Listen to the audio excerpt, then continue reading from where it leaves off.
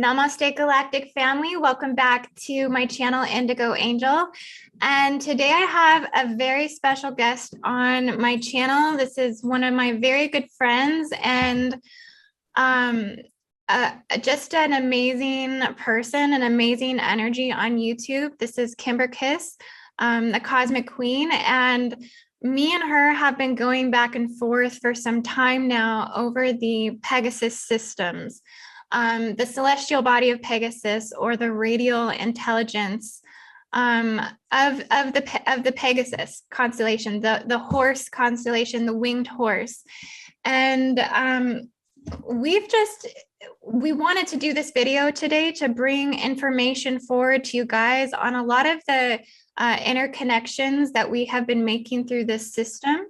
It's a system that we feel we need to discuss and kind of hash out because we both seem to be a little bit, I don't want to say confused, but just the more that we dive into the system, the more intel that we keep getting that keeps linking us further into the deep state and the deep military, into a lot of the technologies and sciences that have basically have left somewhat of a tormented past in certain locations like the Montauk Project, which is something that we're going to discuss today. But all the way to, aviation and flight and a lot of technologies that have really served humanity in terms of the technological advancements, and also where we are today in a lot of these sciences, which are interplanetary exploration and things like this, and things that are kind of evolving humanity. So we're going to kind of try and tie in all of these topics and subjects as we dive in. And I think we're going to start with kind of just going over the Greek mythology or the expression of Pegasus and kind of see where this leads us. And thank you so much, Kimber Kiss, for being here. Yeah, thank you for having me. So Greek mythology. Again, here's another area within the Pegasus description that leaves us a little bit confused, right? I mean, we have Pegasus. Yes. Because it's so much. It would be one thing if it was, just one perspective that we're looking into, but it's like the culmination of all these things that are just like derived from both like dark forces, but then you look at it from a different angle and that could be a light force, so it's like, perhaps it's both working within the system, but I think more of it is derived from like the lower frequencies. Yeah. I was looking into, I think it was an email that you had sent me where I think it was just the Greek mythology expression of it. I'm not going to pull it up just yet, but basically Pegasus is born from the decapitation of Medusa. Wow.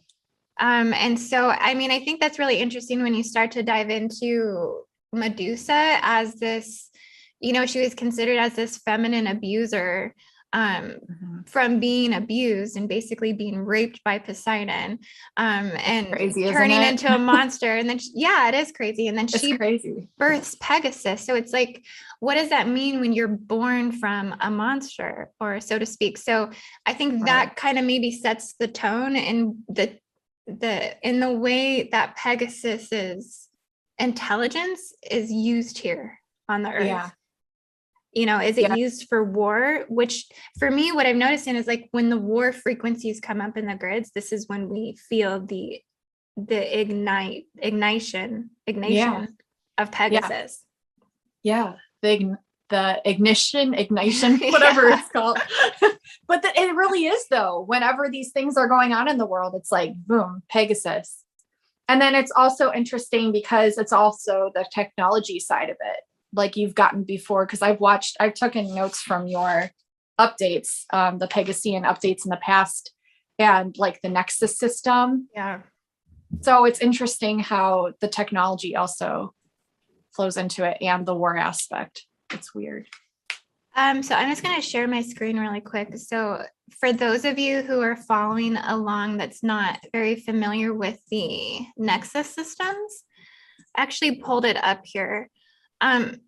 So Pegasus is basically this radial signature. So when we talk about this, we're talking about like the intelligence source of what is this subatomic or the atomic reality spectrum that's upholding these types of facility systems, programs, agencies to be able to flourish. Like this is the radial spectrum of cosmic or collective mind that upholds like these types of programs to come forward. So this is like how or why we're connecting it to this. But the Pegasus system basically is at the forefront of the Nexus systems. I believe, even if you were to Google or research like Pegasus Nexus, you'd pull pretty much the same information what's on Wikipedia here. Nexus for Exoplanet System Sciences. And this is just basically it's the initiative of NASA that has moved forward in collaborations to explore exoplanets. So when you think of what Pegasus is doing, like even if you go back to like history and humans experiences with horses, right? Like back from the days of colonization, like Pegasus has always been at the root of expanding into new territory. And so that's kind of what this Nexus system represents, is this expanding from new territory from the Earth grids all the way into interplanetary space exploration. And so I feel like it only makes sense that Pegasus would interweave into the sciences and experiments of secret intelligence agencies and governments that are getting us to that place. Wow, yeah. You explained that perfectly. Trust me, I have to like wrap my own, I guess, awareness around my own mind to make sure I'm getting words out correctly when I'm saying these things. But yeah, I feel like there's just so much like intricate explanation to kind of get the full picture. And even still, it's hard to get the full picture with Pegasus. Yeah. It's so much, it's so vast. It's also interesting, like the mythology of Pegasus, because I had actually forgotten that he was birthed from Medusa's severed head, but I have it written right here. And then he also stamped the earth with his hoof, creating the fountain of the muses. And there's 9 of them. And then like Medusa. So it still coincides with Hydra somewhat because the 9 heads. So yeah, there's still that tie, it's interesting. Well, I think we've always connected Hydra with Andromeda too. Yes. And that's right. Andromeda shares star systems with Pegasus. It does. I just found that out yesterday when I was researching. Yeah. Yeah. Isn't that crazy? It is so crazy because I've been feeling now, at least over the last week, that Pegasus, I feel, is like maybe an intermediary, like interceptor type of energy from like Andromeda futurism, like the futuristic technologies of Andromeda, and that Pegasus is here like implementing it. Like it's like the informant, or it's like the, the way that it's implemented, or at least serving as like a midway station from Andromeda. But then that leads us to look deeper into like, well, what is Andromeda doing in terms of technology, which I feel like it only makes sense that they would be much more advanced than, let's say, even Arcturus. Like I think now when we I do too. I think the same thing, because like you think Arcturus, and yes, that's a lot of advanced technology, but Andromeda is literally the future. It literally is. It's like billions of years ahead, Yeah. It's just, and it's like we're predicted. I mean, supposedly there's research that says we're predicted to collide into it, but some research says that they've disproven that we're going to bypass and slide side by side. But either way, even if we just bypass and slide by side, we're still receiving those codes and that information, and it's still feeding into our galaxy one way or another. And it's feeding in through Pegasus, obviously, because otherwise we wouldn't even have the knowledge of this technology to begin with. And it's been going on for who knows how long with the CIA and everything. So it's interesting for sure. It is interesting. It makes you start to question that these things that we label as like dark, or the progression, the way in which technology has to progress I guess like, because if we start to look at the Montauk projects and what they were doing there. So I'm just going to share my screen again so we can kind of like dive into this, because this is really what me and Kimbercus have kind of been passing back and forth for quite some time. For a while. Is the Montauk. So this is crazy. This is like a picture that I actually found. Oh, wait, never mind. Let me go back. That's not the actual picture. So this was a picture. So this is the emblem of the Montauk Project book. I actually have this book. I ordered this book. You ordered it? I'm so jealous. I want it. I thought, well, it was good. It really went into, I guess the darker things that happened there. Okay. And also just trying to prove in the book that the conspiracy was real. Okay. I was looking for like different types of details when I was like going through it, though. I kind of wanted more, I guess, just what specific technologies were taking place there, in detail. Right. Because I think once we've dived into a lot of this research, I think we've actually uncovered and decoded a lot of that. Yeah. But what I have found interesting about this is this symbolism from the Montauk Project is literally the same horse out front of the DIA airport. I know, it's wild. It is. And I kind of feel like that they moved the Montauk Project, that it's not like this ever like stopped ceasing to exist, that this was just fundamentally shifted locations. And now that the DIA may be like the hub for the continuation of Montauk time travel experiences to continue to exist. And it would make so much sense. It would be out front of an airport. Just because time travel is very close to the frequency of aviation. Oh my gosh. It just made me think of something. Sorry, I didn't mean to interrupt you. Yeah, it just made me think of something. There's a Pegasus, the name Pegasus. I have to find the link to this. I'll send it to you after we do our video. But it has to do with the air base, like the avian technology, airplanes and everything. It was Pegasus. Was it like out front of a specific airport or something, or? No, it's like an actual company. Oh, okay. Or system. And it had to do with airplanes. And I just remembered just now, because I found it and I didn't understand when I was watching the video why I was drawn to it, because this was a while ago. I found it on YouTube. I'll send it to you right after. But it was Pegasus. And I think someone committed suicide too that was going to whistleblow on them. He killed himself by flying into a building. Wow. Yeah. I just remember, I'm like, what? But I was trying to figure out, like, what does this have to do with aviation? And then we just discovered the DIA airport link. So, yeah. Well, I think the Pegasus, like the intelligence of Pegasus, I think has always supported aviation. Like it's always just because it's flight, like the winged horse. The flying horse. Yeah. Yeah. But no, yeah, that's interesting that you say that. You should let me know what that is, and I'll just kind of add it. I'll add it to the list of like the links, programs, and things that Pegasus is associated to. I think overall, like what we're trying to get out is there are so many projects that Pegasus is associated to. Like we have DARPA, the Defense Advanced Research Projects Agency. Like this is upheld by Pegasus projects. Montauk Project. We have the, let's see what else I have here. I pulled up a bunch of stuff. There's like the Bulgarian experiment, Project Paperclip, the Phoenix Project, and Project Rainbow too, that I was looking into. And some of them are just different names for other ones. Like I think the Phoenix Project is the same as like the Montauk Project. So it's just, but Project Rainbow and Project Paperclip, I believe, are separate. But Montauk is a huge chunk of it. Like that's, I think, the one that's emphasized the most. Yeah.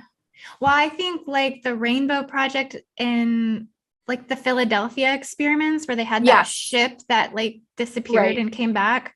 Yeah. I think all of this was held under the Montauk Projects. Oh yeah. I think so too. I think that's why I think you're right. Yeah. So it's just interesting that we have all of these like different facets of intelligence systems that are upheld by the Pegasus intelligence. It's just, it blows me away. And that's again, come back to this feeling of like, I don't know how to feel about Pegasus at this point. Like I feel like it's used as a war implementer. Mm-hmm. And I think the reason why it came up here in terms of like cosmic energy is because of the Antares alignment, like the moon with Antares, you know, August 15th through August 17th, how we had that Antarian moon alignment. And then we had, you know, Afghanistan in the Kabul, Afghanistan fell to the Taliban. Yep. And so we have this like resurgence of like war back into the grids, the frequency. Yeah. And I think some of the predictions that I was making is that like, I feel we're going to really feel that all the way through November, like through Antares alignments, like as we culminate to that, like it's going to continue to expose itself, and Pegasus is going to be more of a force, even though we're not necessarily in alignment to that system right now. Right. And it makes sense. Like I kept getting Antares. And there's like something to do with the Midway station in Antares. And then it's interesting because you had said Midway station and how it links to Pegasus. So perhaps they're both somewhat, you know, they have to be tied together somehow with all the occurring events and everything. Some of the things I've been seeing is Pegasus, I feel like it's tied to all systems of war. And I don't like to say that because it's like, I know. I feel like, but it's like the more research you do, that's what you see. Yeah. Yeah. Like it was linked to the Cold War with the information that you sent me with the human radiation experiments that were going on. And then I think it was Bill Clinton, that video that you sent me. Yes. And the human radiation. I started watching that last night because I wanted to have more to go off of with that. And I got like halfway through and I was so disgusted with how they were almost like celebrating it in a sense that like I couldn't even watch the whole video. I was like, this isn't right. There's nothing right about that. Yeah, guys. So there is a Bill Clinton video out where I'll leave the links to it in the description of this video, but essentially Bill Clinton goes through and he basically admits to all types of like radiation experiments that basically happened. And he's just saying like, I don't know, was he like justifying it? He was just like, well, this happened. And so he wasn't really holding anybody accountable. He was just like admitting to it. Like fessing up to like the wrongs that went on and took place and how people were unjustly treated. And I'm like, okay, well, just because you fess up to it doesn't mean it didn't happen or doesn't make it just go away or validate it. You know, that's where I was like, ooh, I can't watch this. I gotta click off. Well, and I really wonder if like him admitting to that, if he's admitting to the things that happened at the Montauk Project. Right. Because it does seem like that is the bulk of where, you know, time travel experimentation like really kind of took off. Yeah. They were using Nikola Tesla type technology. Like the radiant energy, and they were creating the radial tower. Did you see that tower on top of the building? It's like massive. It's so creepy. Yes. Let me see. I can actually pull that up. You're so good. You're on it. Radial tower at Montauk. And it's also interesting, like if anyone's seen the show Stranger Things was actually originally named Montauk. And there's the girl in Stranger Things, the main character 11, who is very psychically advanced, but they chose to run most of the experiments on her because she was able to open and close portals. And that's basically the kind of technology that they were trying to figure out here, and then how to advance it to a point where they could open up portals and have people go through these portals in order to time travel. So that's somewhat of the technology. But then or the experiments, but there was also a lot of very dark experiments that Amanda was speaking about, and like the radiation and all kinds of things, and almost kind of like MK Ultra and psychosis and that kind of like mind control experiments and things. So yeah, well, I came across something that was saying that MK Ultra was actually tied to this. It would make sense. Yeah, and that it was like what happened at Montauk through like the MK Ultra part of it was probably the most severe, or people who ever went through MK Ultra, like they experienced that here at Montauk. So it's really interesting because I was really thinking about like remote viewing into Camp Hero, and I actually started to just do it on my own, and I realized you're brave. Like, you're brave. Well, I realized how tormented it was. Yeah. And I realized how it just wasn't necessary. I didn't need to do it. Not saying that area does need healing, because it does. Yeah. It's just, I don't know if I'm at a point or at a level in what I'm doing that I want to like spend my time on trying to like heal a location that's just been so tormented. It's really, really sad, because people were abducted, homeless people were abducted, children were abducted, people were like psychologically damaged permanently from what I guess happened there. And so, it's really deep. It's really, and like I said, it is dark. And they moved it, and I think they moved it. And this is a portion of the things that are still to some degree happening at the DIA airport. Yeah. This new world order agenda. And that's what's interesting about it, is the more I dive into Pegasus connections, this thread, it's interweaving of technology and agencies and associations and intelligences that are operating within Pegasus spectrum keep leading us to the new world order. Right. And that's the symbolism that's all over the internal structure of the DIA airport. Yeah. Yeah. The whole entire thing. There's murals, there's Masonic capstones, there's Nazi symbolism, there's words about hate and silver and gold and and all of it. It's like, it's so in your face. It's like, how could you? And they even have an underground system, because in that one video I sent you, they took that gentleman who was doing the interview of the airport underground, and he's a geologist, and they went, so much so away from the airport to see if it was doable to build a underground tunnel system underground, and they dug up like sand. And so it was okay enough to have been able to dig like a tunnel system underground of it. So it could be valid that it is there. I feel it is. Yeah, that's interesting. Yeah, that's interesting. I'm wondering if there's like a well underneath there too. Like the Mongolian building. So me and Kimber Kiss have been following and looking into a place called Pegasus Plaza in Dallas, Texas. So I'm just gonna share my screen with you guys again. Let me see if I can find the link where I have this. I have so many links pulled up right now that I have so many notes, Amanda. It just goes to show like how much is involved with that's what I'm saying. It's so vast. And this is what I'm saying too, is over the last 3 days, I think I've typed up about 25 pages of intel on Pegasus. And I just got to a point where I was like, I just need to stop. I know. I just need to walk away from the computer.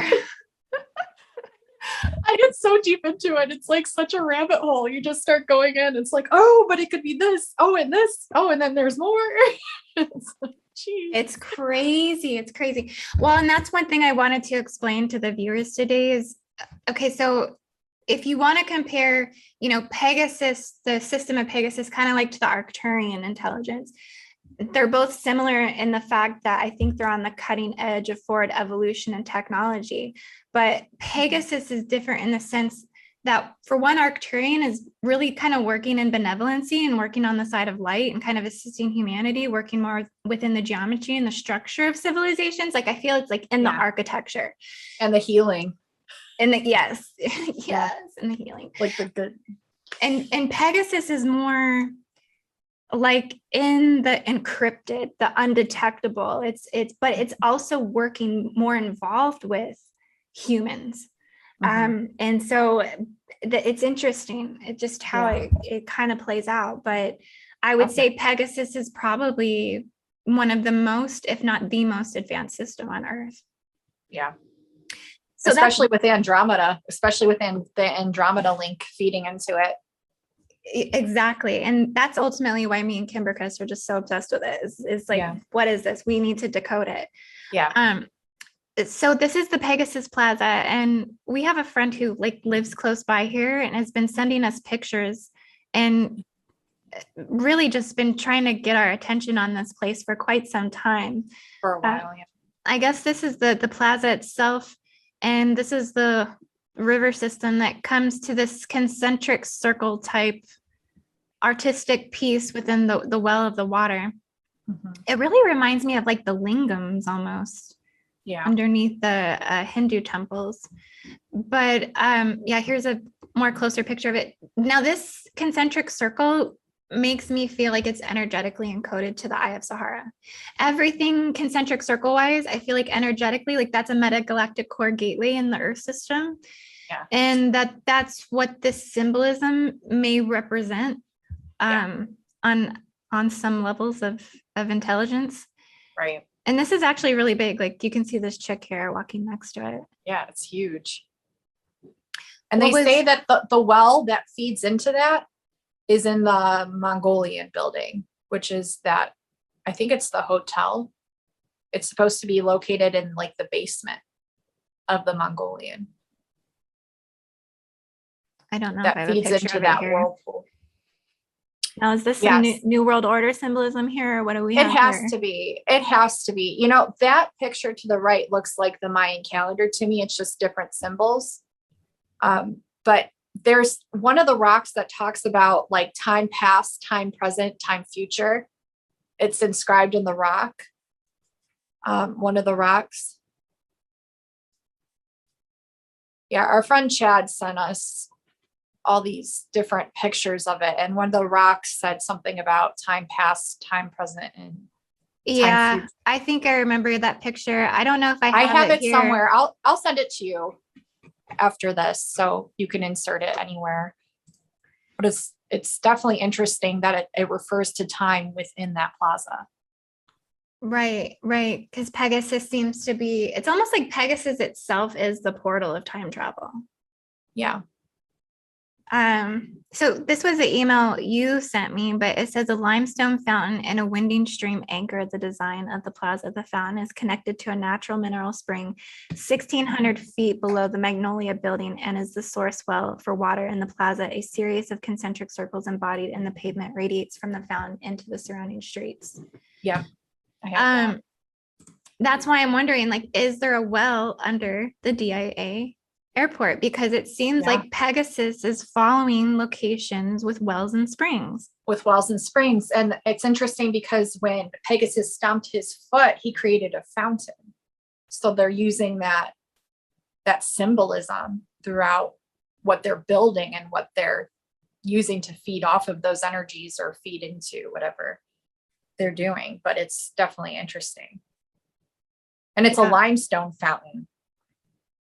And winding stream, and about limestone, we all know that carries that kind of electric or magnetic ability to, pick up on spiritual energy or paranormal energy. Like if you've ever watched like Ghost Hunters or any of those paranormal shows, usually the houses or the places that are very old that are built with limestone carry like the highest amounts of paranormal activity. So it's like, okay, well, they know what materials they're using to utilize this and to, it just made me think of that just now, like why limestone?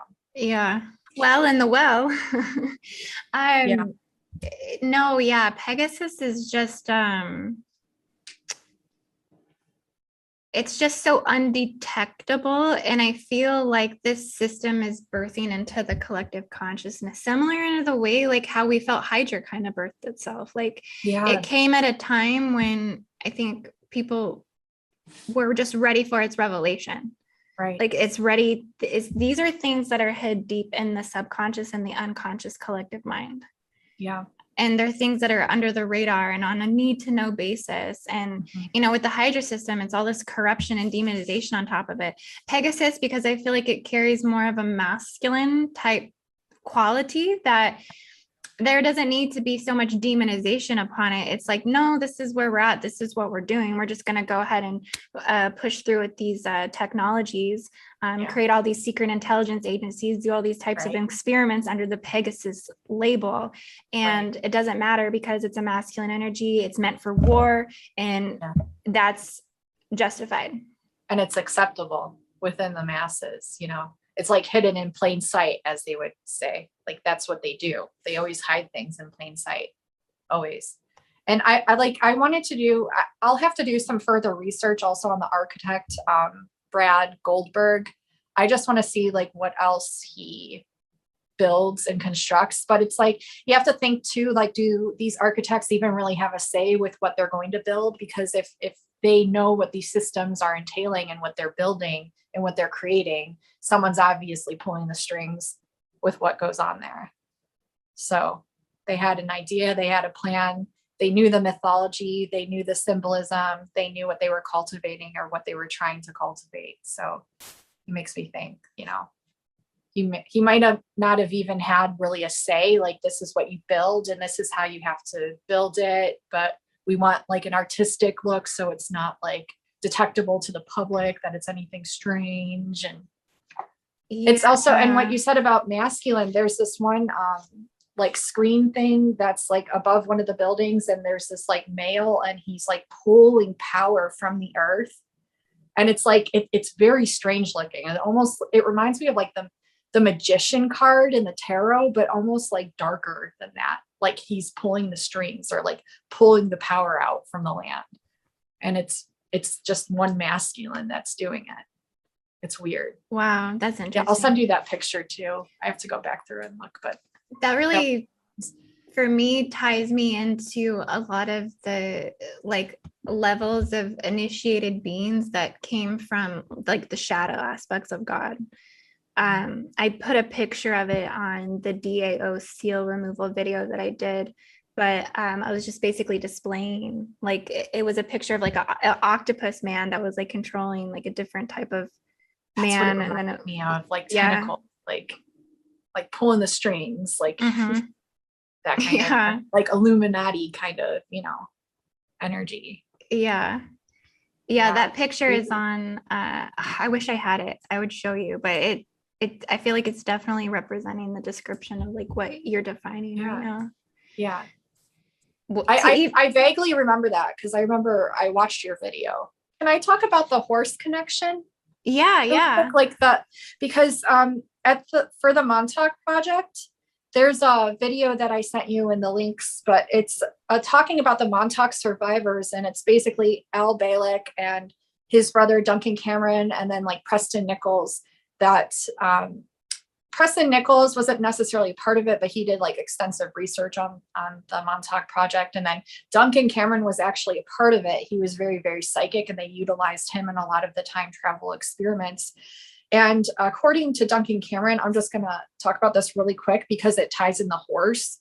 In these experiments, they sent a recruit to this year in the future. It was 6000 AD. And it was the same time, same place in the future, to an abandoned city where there was still a statue in solid gold.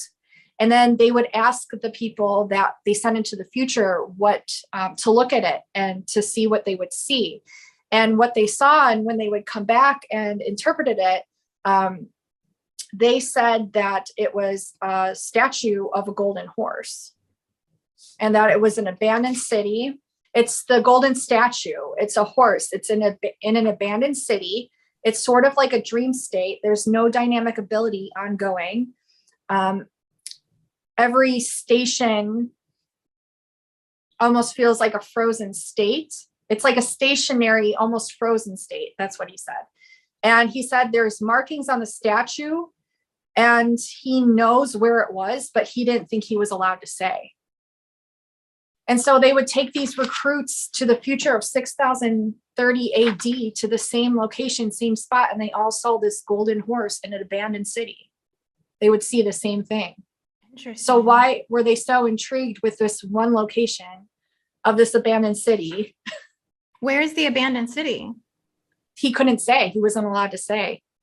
Because they were trying, like the people that were interviewing him, they were talking in front of like a class of just maybe like 10 people. And they were trying to get it out of him. Like, what were the markings on the golden statue? What was the city? And he wasn't allowed to say what it was. Interesting. Right? So it makes me think, well, is it the DIA? Just because like they thought it was golden doesn't mean it necessarily was, or maybe they paint it in the future to gold, or, you know, I mean, 6030, you're 6030 AD, like. Or maybe it's they're kind of covering it up. Yeah. Because he was involved in the experiments. What they would do is they would take like a psychic person and they would use this equipment to enhance the technology and the electromagnetic frequencies. It's like hertz, they said, but different. And the psychic would envision a vortex, like a portal, and open up this portal to the future, and then it would appear. It allowed these energies to basically manifest right before their eyes. And then they would send people through these portals to the future. And they were obsessed with that space. And what they would see is the golden horse in an abandoned city. That's interesting because the golden horse means like greed.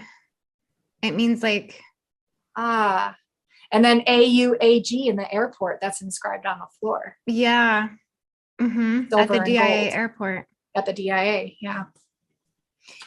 Yeah, that's interesting connections you're making there for sure.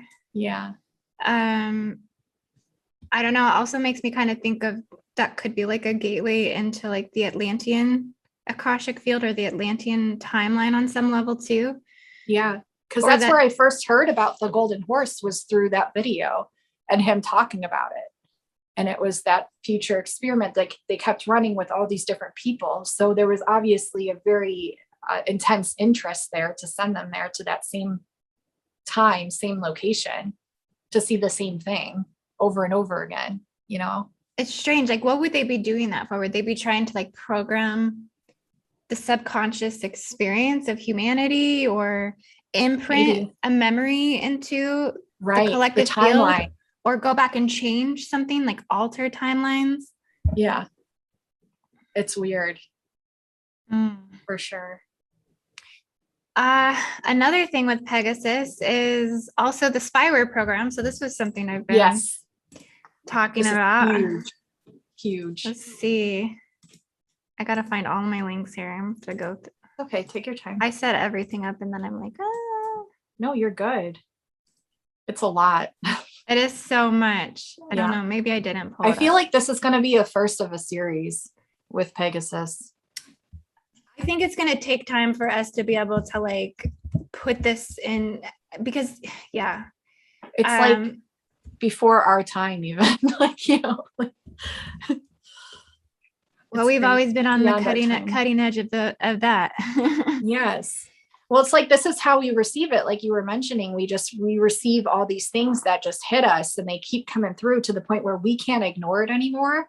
And then we get to a culmination point where we feel we have to talk about it because we feel the importance of it. We feel the emphasis of it. And it's during specific astrological alignments and different worldly affairs. And then it's like, okay, we have to do a video on it because the information won't leave us alone until we basically speak about it. So yeah, definitely. And it's like, then you just start trying to decode it.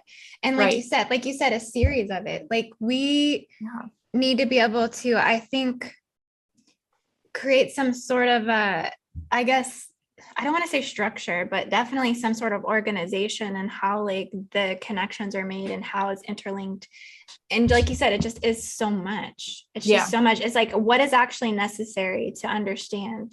Do we really need to go into the tormented aspects of Montauk, or do we just follow the Pegasus, radial encryption that seems to just be leaving a string of all kinds of different projects that are underneath its name? It's like a web. It's the Pegasus web. It is. So this is the Pegasus Spyware Program. This has been all over the news. This is recent stuff. This is a spyware program that was developed by the NSO group in Israel, I believe, and they've already sold it to like 10 or 12 governments internationally that are using this program. It's a program that can basically hack iOS and Androids, and it can basically divulge all of the information you've ever done on your phone, period. So every call, every message, every text, every internet search, every picture you've ever taken or sent, it can access everything. And so I guess what's kind of at stake here is maybe people's democracy. So if this becomes something that the government decides to, completely weaponize, we all might be in a lot of trouble with this. I was actually. Do you know what it reminded me of? Which, I mean, everything reminds me of, but Big Brother's Watching You, George Orwell, 1984. Yeah. It's exactly like that. It's like the all-seeing eye. And it's interesting that it comes through Pegasus. Yeah. What is the deal with Pegasus? The Eye of the Sahara. Because the Eye of Horus was actually just presented to me last night, which made that just think of that just now. So I don't know. It's just creepy. No, it's interesting. It's almost like the concentric circle of the Eye of Sahara. No, I don't know. This Pegasus spyware it's got me interested. I was watching Edward Snowden because he's, an informant of these spy things. This story actually came up through Forbidden Stories. I don't know if you've ever heard of Forbidden Stories, but I guess it's a channel for like whistleblower stories that come forward. I like it. I know, right? And this came through that. And I guess Edward Snowden is just saying that like this technology, this spyware is going to go from like 50,000 people that they're spying on, just basically mainly targeting like public officials and like journalists and things like this, to blowing up in the matter of like a year or less, where like 50 million people are going to start being monitored with this, that people should actually start checking their phone systems for this like spyware program. I guess there's like an app you can get to check for it. Okay, because they were saying it would be like completely undetected, so that way there was no way to really know for sure if it was happening. And I'm like, that's even creepier. Yes, and I guess unless, yeah. I don't like that. I didn't like, I was reading the apps to try to check and scan for the program. And I'm like, I don't even know if I trust the apps to download on my phone to check. Those apps are going to be what installs it on my phone. Like, right. You have to think of the bigger picture. Like, what are they trying to get you to do and what is actually happening? And then I always think like, okay, well, they have, like, if you go to the CIA website, they have all these declassified documents of remote viewing and facial recognition and mind control experiments. It's like, it's all laid out there. But it shows this facial recognition technology from like a long time ago, where they were able to utilize this technology. So it makes me wonder, how long has this already actually been going on? And maybe they feel now that they have to somehow alert or notify the public about it. You know, it makes you wonder, like, how long has this actually been going on, where they've been spying through our phones and tracking us through our phones and monitoring what we're doing, saying, expressing, and who holds the strings and who holds the algorithms and who holds everything. It's like, it makes you wonder, like, how long has this actually already been going on? Like, we're not stupid, This is the link you sent me on the CIA website. Was there like something in particular you wanted me to go to? I think there's like 3 bars. Maybe it's at the bottom. I think it's at the bottom. Sorry. Browse. Hold on. It is.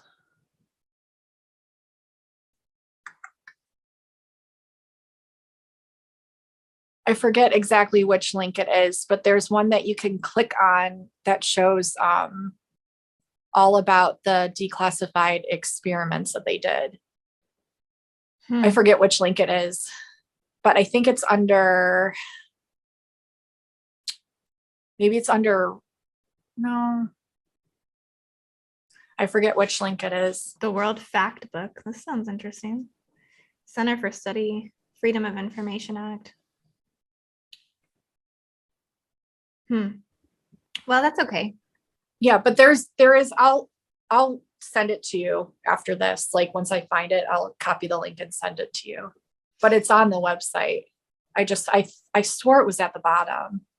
I think what I'm finding is there's just so many different levels and ways that I guess beast machines are being implemented. Like we have beast machines at a subatomic level in the grids that I feel really come through the Aquila Anunnaki systems that come through like the Muslim facets of things. And I don't really like to like label that because it doesn't make me feel good. But when I look at the control systems, when I look at who's controlling the Temple Mount in Jerusalem, when I look at who's controlling the Kaaba in Saudi Arabia, when I look at whose lands actually the Eye of Sahara is on, like it's ran by the Muslims. When we look at the most recent warfare in Afghanistan, the longest war US military has ever been through. I mean, it's through Afghanistan. These are all Muslim ran systems. Like, I feel like those are actually what's hosting these low frequency transmissions into the grids that's keeping the state of the world in a descending cycle. It's keeping the state. And a lot of it's controlled through fear. A lot of it. Like, I don't know a lot about the religion and things like that. I'm still like, I'm constantly learning about it. But I feel a lot of it is ran through fear because there's just so much oppression and so much force and so much control that I feel like a lot of it is ran through that frequency of fear. Absolutely. But then like we get to like these higher levels. So it's like, that's like a subatomic level. I feel like they're controlling this like undercurrent. And then you get to this higher level of control and it comes into the 3D matrix. And then you have overlay systems. Like you have these control matrices that pinpoint and kind of link into those. And then on top of that, we have this like cyber warfare, cyber systems, that are like linking into those. And so it's like every time we kind of step up this like ladder of collective reality and shared experience. Concentric circles. Yeah. Like more rings of the concentric circles. Yeah. So, I mean, yeah, it's interesting. Huge. It's the stairway to heaven that's being corrupted and anchored down into, all of these different systems. Yeah. And it is. Yeah. And so Pegasus has such a huge role in this. Yeah. And I talked about this on my update. I was talking about Pegasus. I feel like it defines like the global war checkerboard because you have two knight pawns, two horse pawns, one white, one black on the checkerboard game. Yes. And I have chills. Oh, I've been thinking about this too. I'm just like that. I guess Pegasus doesn't see light or dark. Pegasus doesn't see the polarization. It's in a constant state of opposition within those two polarities. And that's where it exists in terms of how it assists the global checkerboard of information. It's just information. Right.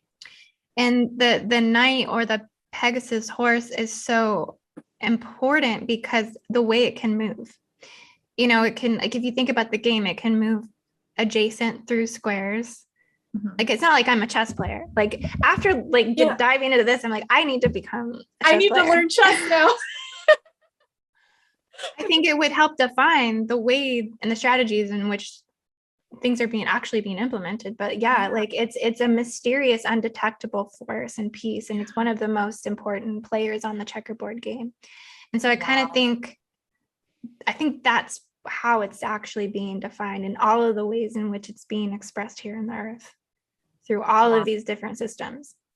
You're good. that was a great metaphor, great analogy. Wow. Oh, well, thank you.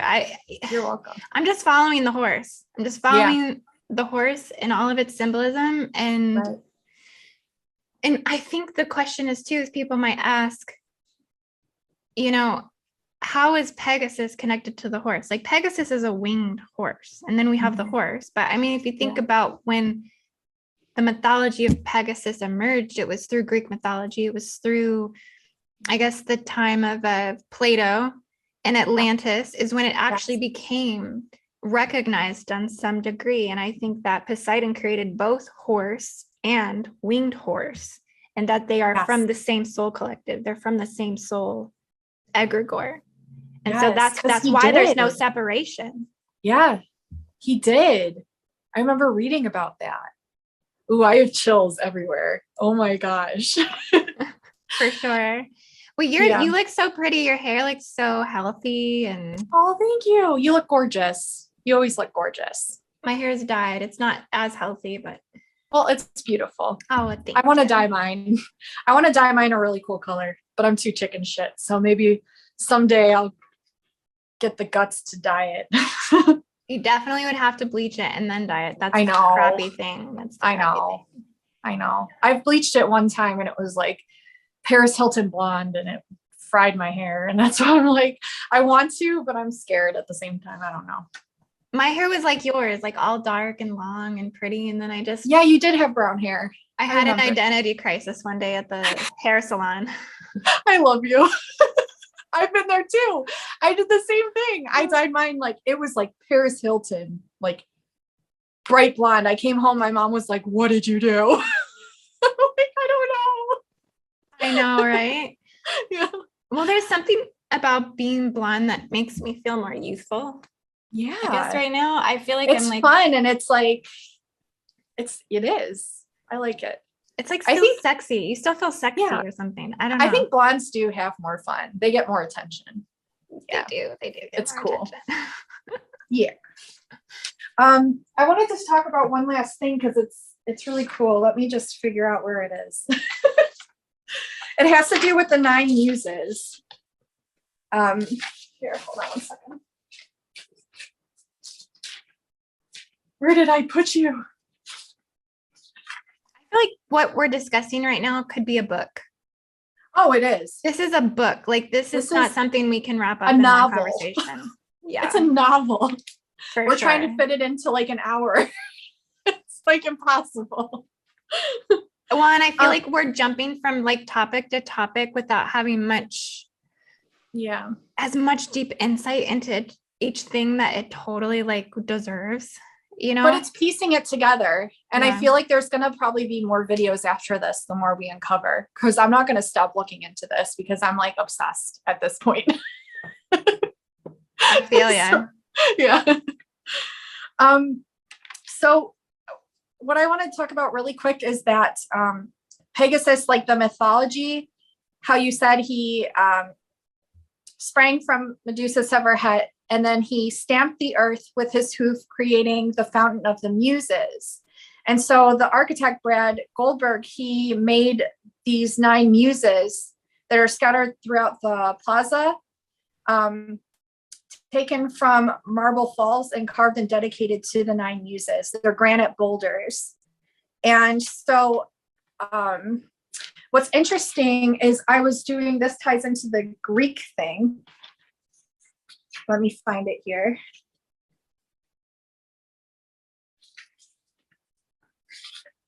I have so many notes. It's like insane. So the muses were believed to live on Mount Olympus, where they entertained their father and other Olympian gods with their great artistry. But later the tradition was also placed them on Mount Parnassus, where the Castalian Spring was, a favorite destination for poets and artists. So then I was looking into the Castalian Spring because I'm like, okay, well, what is this connection? Because there's the well, there's the fountain, there's the spring. And he obviously knew like the 9 muses were tied into it. And then I found out that the 9 muses were there at the Castalian Spring. And it ties into Delphi, Greece, Delphi. with the Castalian Spring. And I've been told in a past life that I was one of the oracles of Delphi. So I was like, oh, that's weird. You know, I don't know for sure, but it does somewhat resonate. But what's also interesting is that there was stuff that came through also with my friends with Greece recently. Like one of my friends had clothing that was passed down, and one of the purses said Greece on it. That's one of her ancestors. But the Castalian Spring holds significance too. And I think it's also tied to Pegasus for sure, because it's still there and it's really hard to access it. Like it's really hard to get there. They have it like off the beaten path where it's like super, super hard to even access it. So I think there's a tie there too, to Pegasus as well. Interesting. The Castalian Spring. Yeah. And let me see. Well, that was one thing I've always noticed about Pegasus. Like with the other star systems, it almost feels like they're encoded more specifically geographically somewhere. But with Pegasus, it just feels like it's everywhere. Yeah. It does. It's like it's into everything. You seen my Pegasus necklace? Oh, that's beautiful. That's amazing. Is that in obsidian or tiger's eye? I believe it's supposed to be shungite. Oh, wow. That's beautiful. Nice. Yeah, I was ready. Heck yeah. Bringing this Pegasus magic to the world. Yeah. They were saying like it was like purifying water, like the Castalian Spring was almost looked at kind of like a fountain of youth. And it intrigued me because there's been messages about the Infinity Stone and like the Philosopher's Stone. And then you were talking about the stone that was found in the Kaaba, which also came up recently, which would tie into like the Pegasian stuff. And then there's like a well over here, and maybe there's like some sort of stone by that or in that well. I don't know. It's just like stuff that's coming through that I'm just kind of like letting flow through me right now. But I feel like it has something to do with it. Like there's some sort of stones there. They were talking. I remember reading something last night about like 9 infinity stones, 7 or 9 of them that are located around the world. So it's intriguing to think about. Yeah, interesting. 9 infinity stones around the world. world. Like philosopher's stones. And those are the ones that are supposedly able to transmute granite to silver and gold. Okay. Interesting. Yeah, we should try to find out where those are located. Yeah, because that came up recently. I was looking into gematria, and it showed up in one of my friend's gematrias, and it said something about the Kaaba stone. So I'll have to send that to you after this. But let me see. Hold on one second. There was one more thing. So I'm just going to read this really quick until I find it, I guess. They were saying the purifying water of the Castalian Spring gushed from the slopes of Phaedrida called Hyampia in antiquity and flowed into a narrow gorge where the myth had it that the dread guardian of the oracle Python, the son of the earth, had its lair. The stone fountain of the same name was built along the side of the road that led to the precinct of Apollo in early 6th BC. It supplied the sacred oracle of Delphi with water, which served for the purification both of priests as well as the faithful who entered the sanctuary. According to local tradition, the spring took its name either from the local hero Castalios or the nymph Castalia, the daughter of the river god Archelios. And during its long use over the centuries, the Castalian Spring of the Archaic period, which is mentioned by Herodotus, Pindar, and many other poets, underwent many repairs and alterations. It was restored in 1959 by the Greek architect Anastasios Orlandos, and again in 1977 by the French archaeologist School. It consists of a rectangular basin divided into a central and 2-sided chambers. The water was channeled into the central section of the basin through a rock-cut water channel, just like the Pegasus Plaza one, but not in a circle. The facade of the central chamber was decorated with semi-columns and 4 or 7 bronze lion head spouts. And I've seen pictures of these. There's only like 2 that are still intact. This is the Castilian Springs.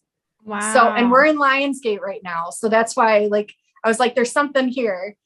And in the area in front of the central chamber, paved courtyard was created at a lower level with stone benches along the walls.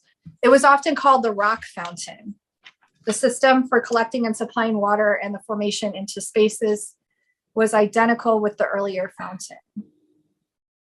But it's interesting that, you know, it was this Castilian spring that's tied into Pegasus that flowed water to the Oracle of Delphi.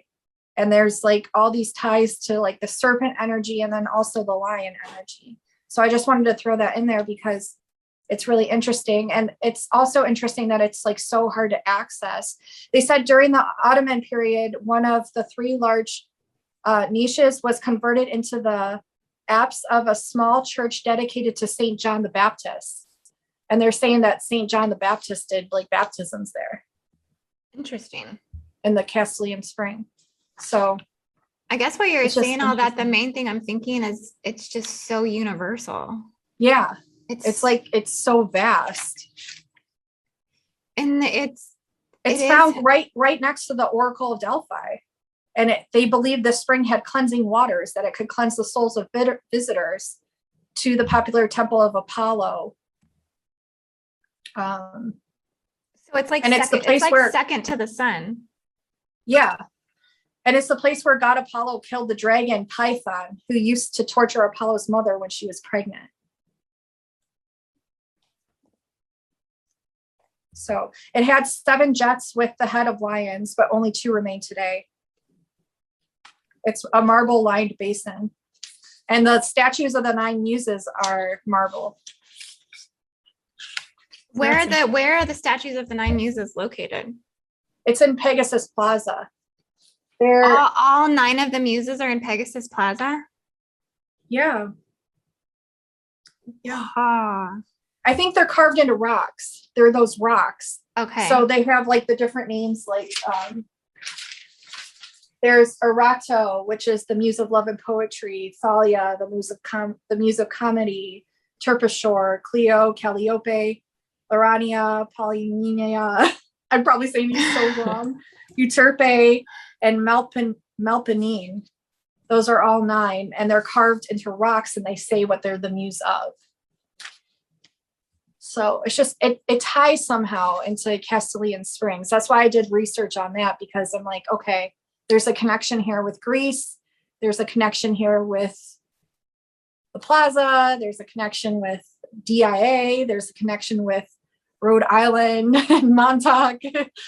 It's just, like you said, it's the more we dig, the more we're finding the connections. Yeah. I feel like we've yet to decode its structure, like its rhythm. Like it really is the concentric circles. So I mean, it's all encompassing energy. Ein Sof, which means infinity, infinite. Yeah. And then you're like, that kind of sounds like Eye of Sahara. And I'm like, oh my God. Yeah. So it's like, it's this it just keeps going and going, these energies. But there's definitely ties to the governmental projects, and there's definitely ties to the time travel experiments and the spyware that you mentioned, the Pegasus spyware. And the Nexus systems too. And the control. It's interesting they're utilizing water as a conduit to control these energies. And rocks and materials and metals. I was just thinking that.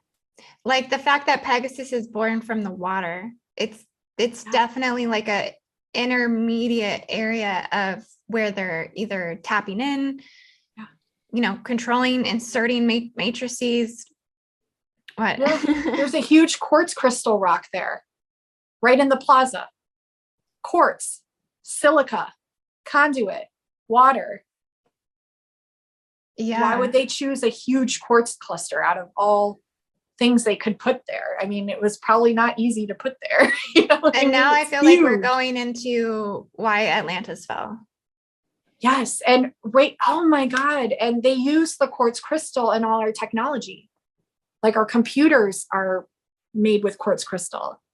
everything, our radios, frequencies. Yeah. And I feel like, oh, that was one other thing I wanted to mention. I'm sorry, this is all over the place, but I know the government does control a lot of our minds through frequencies. It's on the CIA website. There's so many things that talk about it. We have the 5G towers now, and we have, you know, that whole radio tower that was on top of the Montauk building. Yeah. And I feel like there's some sort of tie there with the government, how they did the mind control experiments, figuring out how to manipulate people and humans through the brain, through frequency transmissions. And I feel like there's some sort of link there with the water, with the crystal, with the technology, and also like the 5G towers and how they're probably still doing it today. Yeah, definitely. And through our cell phones. I mean, cell phones, you know? It's definitely, yeah, absolutely. Like it's definitely through with tampering the magnetic field. Yeah. Because if you think about Yes. water being Yes. the magnetic base. And I know that for sure was one of the experiments that was happening at Montauk Projects. Wow. And that was how they, and it's in Stranger Things where they put her tied up with the little things on her head, and she has to go in water to make portals and to see things. They put her in a pool, and I think they poured salt or some sort of metal or something. I'll find out and I'll send it to you after this. There's a lot here, but yeah, they utilize water too. Yeah. Yeah. Well, I had so much fun talking about this with you today. I am going to have to wrap it up for today because it's okay. I have so much going on. I know. It's always a pleasure talking to you and just, you know, creating those synchronizations and just honestly like creating more to kind of see into and to go off of. And there's so much here. Like I feel like we could write a book about this. Yeah. Together. Maybe like we could sit down and maybe we will. Yeah, maybe we will. Yeah. But yeah, definitely. So I just want to thank you so much for coming on my show today. And thank you for having me. It's always an honor. I'm sure we're going to get together and just allude more on the Pegasus system. Yeah. And yeah, thank you to everyone who watched today. We love you all so much. And be sure to like this video, comment on this video, and share this video. And I hope everyone has a blessed day. Cosmic blessings. Have a beautiful everything. Namaste. Namaste. I don't know what the reason was, but I do remember that one of the things they did was they sent every raw recruit forward into the future to a year around 6030 AD, and it was always to the same point, someplace in the future in the middle of an abandoned city with a square where there was still a statue in solid gold. And they would ask them to look at this and see what they saw after they came back. And they interpreted whatever the individual saw, for what purpose I'm not sure, but this was one instance where apparently all recruits were sent to this point in time to see what they saw, and whether they were expecting to find a different answer and from person to person, I don't know. Were they equipped with protective suits or equipment? No, ordinary clothes. That's if they were going to a friendly environment. Yeah. Well, if you're sending someone into the future, you know, into a possible nuclear... Well, they first would look into the future through the vortex. They could sample the air, they could sample everything on this side. Now, were there different potential futures that people could be sent to? No, because once you make the first connection in the future, it's fixed. Anything from that future point back is fixed. But what I'm saying is, are there different That's the reason the futures that they could go into? The first projection, yes, there's multiple different futures. But once the first projection is made into the future, from that point back, from the future, let's say they project from 83 to the future. Okay. From this point back, it's not fixed. Because the fact that he went from here to here has not fixed the time. Even after they turn off the machine or whatever? Because the fact they turned off the machine does not alter that he was here and then came back. Right. Then that sounds like you couldn't change the present by sending someone to the past. Yes, vice you versa. Definitely. You can, yes. Yes. Exactly. You can change the present by sending someone into the future, too, Right. for that matter. Yep. Not How do you all change the certain- present by sending someone into the future? Under certain conditions, you can. When it's a closed loop, you can. Cameron, had you gone into the future at all? Yes, I've seen the horse, which Al speaks of. It's a the golden statue. the golden statue. It's a horse with no rider. It's an abandoned city. It's sort of like a dream state. It's a very peculiar, where there is virtually no dynamic ability ongoing. It's a very stationary, almost frozen state. No markings on the statue, no, you know what it was, what it referred to. I don't think I can say. Beyond that, do you want to make any statements about anything else in the future that might interest people, or that you could talk about without doing damage? Only in the fact that when there is a function that is presented ahead, there are increments that, from that particular point in time, which was propagated from, there will be effect back to the initial point of reference. That is the nature of the beast, as Preston spoke. Yeah. Once you have a reference, once you close the loop, whether it be ahead or behind,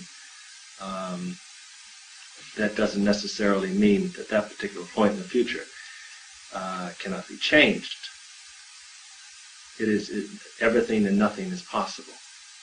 So if there were changes that were going on in the future, you can't really do much about that yourself, could you? Oh, that's correct. Right. Could it be just like a projection or something, or not the real future? Some kind of if something on the mind? To answer the question, depending upon what realism set of functions, however they be real or manifested or surrealistic, depending what function and what time line, there are many timelines and functions of realism. Depending where you're going and where you attribute the point of reference, that determines how it will affect, as let's say you and I here, as to us here directly, the realistic point, how much that, let's say it's a manifested realism, that could have some effect here, but not that dramatically, as something, let's say, us sitting here 20 years ahead, that is in our space and framework and function of time, so that would affect us more dramatically than just something that was sort of created. Okay, say that one psychic sets up a vortex to the future and we use that and then we shut that one down. If another psychic sets up a vortex to the future, will it go to the same future or can it go to a different one? They'll go to wherever the function is generated to go to.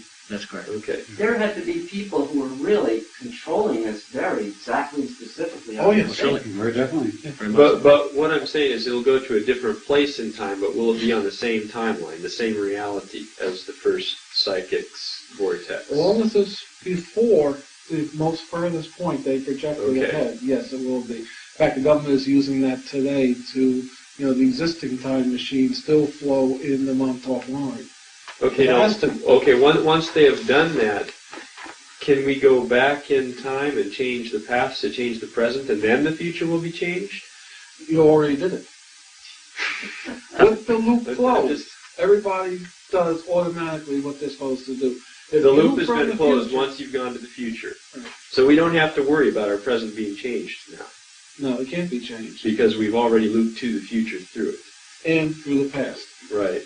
If, let's say this is 83, let's say this is year 1, this is year 1000. And you go from 83 to year 1, from 83 to year,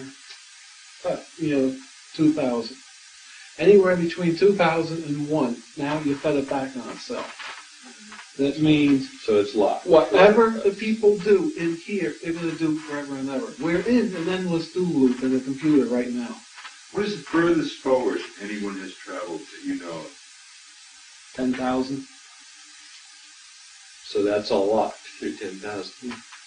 Unless the vortex can be broken. Can you describe any recollection of anybody you know that has traveled that far into the future? Nobody has ever gotten that far into the future and gotten into a real, almost like a running life situation, so we don't know what it is.